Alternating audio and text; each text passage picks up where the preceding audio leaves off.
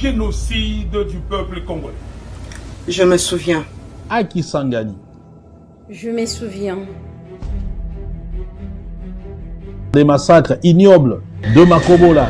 Je me souviens. Béni.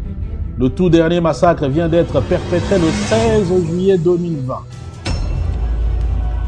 Je me souviens. À Kipupu, sur les hauts plateaux de Fizi. Je me souviens. Kasika, Mwenga, Ngenge, Kalehe, Fizi, Kilambo, Katogota, Kamanyola, Lubarika, Luberizi, Sidao, Uvira, Shabunda. Je me souviens. Le 16 juillet 2020 à Kipupu. Je me souviens. Le chef coutumier Kawaza. Je me souviens. Massacre de Kamonasab. Je me souviens. Je me souviens. Une petite fille de juste 18 mois. Elle saignait abondamment. Les infirmières, toutes en larmes, la vessie du nourrisson, son appareil génital, son rectum étaient gravement endommagés par la pénétration d'un adulte. Je me souviens. Cela fait 20 ans, jour pour jour.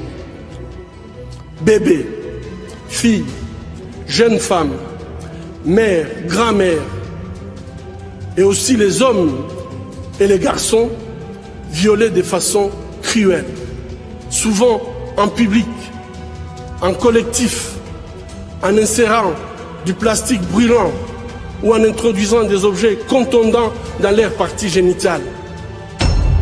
Je me souviens. Attachés à un arbre, nus, tous les jours, Sarah subissait des viols collectifs jusqu'à ce qu'elle perde connaissance. Le but de ces viols, utilisés comme arme de guerre, étant de détruire bien sûr Sarah, mais également sa famille, sa communauté. Bref, tout simplement, détruire le tissu social. Je me souviens.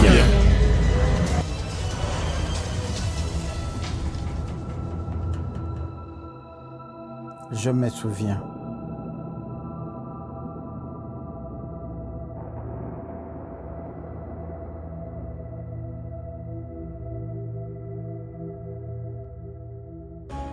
Ces rapports du projet Mapping établi par le Haut Commissariat des Nations Unies aux droits humains décrit pas moins de 617 crimes de guerre et crimes contre l'humanité et peut-être même des crimes de génocide.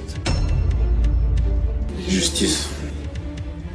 Il n'y a pas de paix durable sans justice. Or, la justice ne se négocie pas. Justice. Nous demandons justice pour les victimes du génocide congolais. Cette journée est commémorée en mémoire des Congolais décédés dans la guerre d'agression du 2 août 1998 déclenchée par les rebelles du RCD Goma contre les régimes du musée Laurent Désiré Kabila. Dans son allocution, le président de l'ECD a appelé les Congolais à se battre pour changer les choses en vue d'honorer les mémoires de ces illustres disparus. Le génocide ne commence pas aujourd'hui. Depuis l'État indépendant du Congo, Kimbangu a été tué, Lumumba a été tué, et ça continue. Ça continue jusqu'aujourd'hui. Les Congolaises et les Congolais sont en train d'être tués simplement parce que Dieu leur a donné un pays extrêmement riche en minéraux et en ressources naturelles. Et c'est pour cela nous faisons signer cette pétition pour demander au secrétaire général des Nations Unies qu'il est plus urgent qu'on puisse établir un tribunal pénal international pour la RDC. pour pouvoir juger ces crimes perpétrés au Congo, ces atrocités. L'engagement pour la citoyenneté et le développement qui a encore cette date a au cours de cette activité commémorative organisé une célébration eucharistique présidée par l'abbé Kunenguluka, suivie des témoignages de quelques participants, notamment celui de Jason Katia, l'élève de Goma. Et tous ces leaders qui sont partis, qui sont morts, ils ne seront heureux et fiers que si nous continuons leur lutte. Et continuer cette lutte, c'est vraiment apprendre leur motivation, parce qu'ils sont vraiment utiles dans la motivation, plus utiles que des monuments dans nos musées. Les activités pour commémorer cette journée sont aussi organisées par les Congolais de la diaspora et les mouvements citoyens à Kinshasa.